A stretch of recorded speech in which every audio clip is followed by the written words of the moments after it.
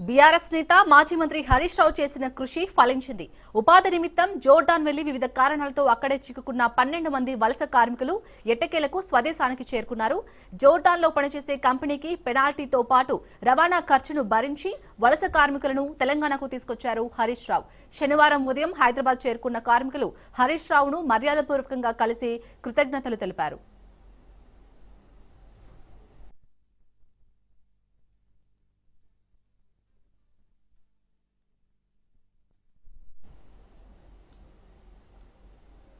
జోర్డాన్లో అనేక కష్టాలు అనుభవించిన తమను ఆదుకుని స్వదేశానికి తిరిగి వచ్చేలా చేశారని హరీష్ రావును కొనియాడారు వలస కార్మికులు. తాము తిరిగి తెలంగాణకు వచ్చేందుకు సాయం చేయాలని రాష్ట్ర ప్రభుత్వాన్ని కోరినప్పటికీ పట్టించుకోలేదని కార్మికులు ఆవేదన వ్యక్తం చేశారు. కాంగ్రెస్, బీజేపీ నేతల దృష్టికి తమ సమస్యలను విన్నవించుకున్నా ఎవరూ స్పందించలేదన్నారు.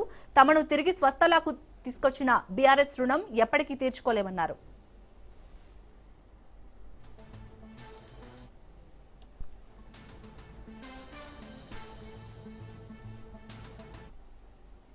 ఇక జోర్డాన్లో కార్మికులు ఎదుర్కొన్న ఇబ్బందుల గురించి హరీష్ రావు అడిగి తెలుసుకున్నారు.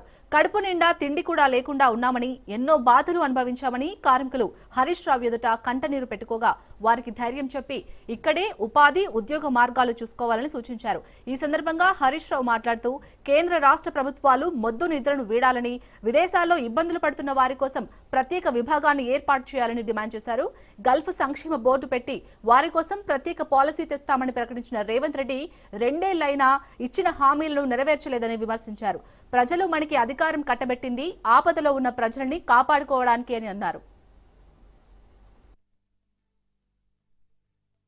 తెలంగాణ రాష్ట్రం నుంచి చాలా మంది బతుకుదెరువు కోసం, అప్పులు తీర్చడం కోసం మరి గల్ఫ్ దేశాలకు, ఇజ్రాయెల్ దేశాలకు వెళ్ళి అక్కడ ఈ ఏజెంట్ల వలలో చిక్కుకొని చాలా మంది బతుకులు ఆగమైతా ఉన్నాయి.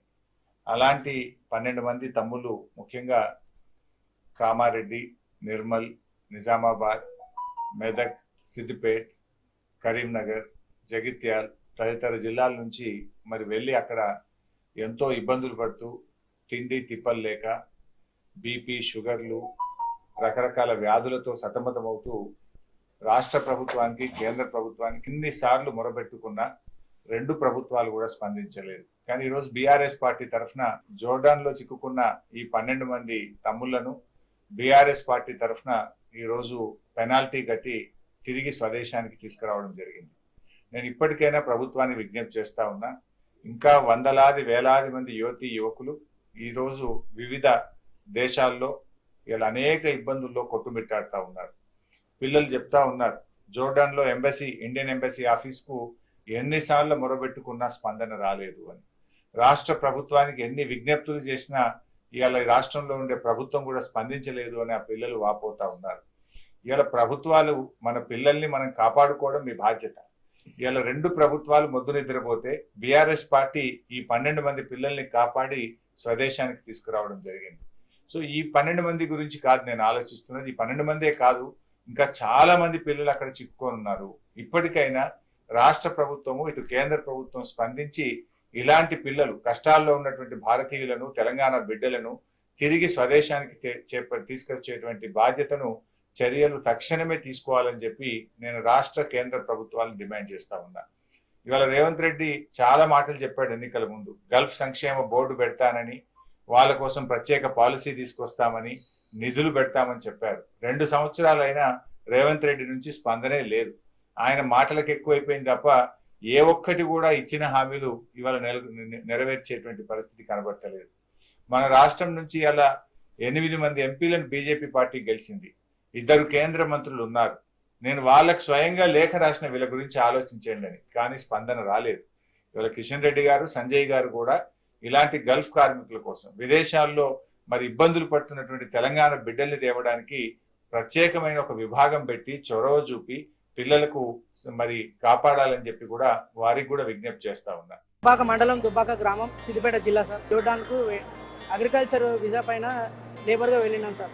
అక్కడ పోయినాక కొన్ని సమస్యలు ఏర్పడ్డాయి సార్. ఇజ్రాయెల్ బార్డర్ సార్, బాంబులు సరిహద్దులు ఉన్న ప్లేస్, అక్కడ నుంచి రావడం చాలా ఇబ్బంది సార్.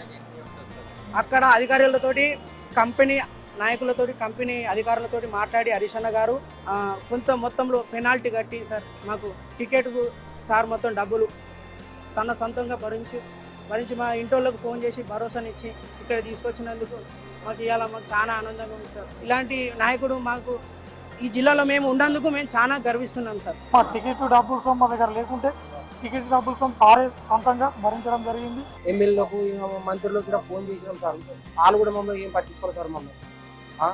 మమ్మల్ని పట్టించుకుంది ఒకడే నాయకుడు మాకు. హరీష్ అన్న మేము ఫోన్ చేస్తే హరీష్ అన్న ఫోన్ చేస్తే మమ్మల్ని పట్టించుకుంది. మాకు హరీష్ అన్నతోటే మేము ఇండియాకు రాగలిగినాం సార్. మేము మాకు దేవుని లెక్క వచ్చి హరీష్ సార్ మాకు సహకరించింది సార్.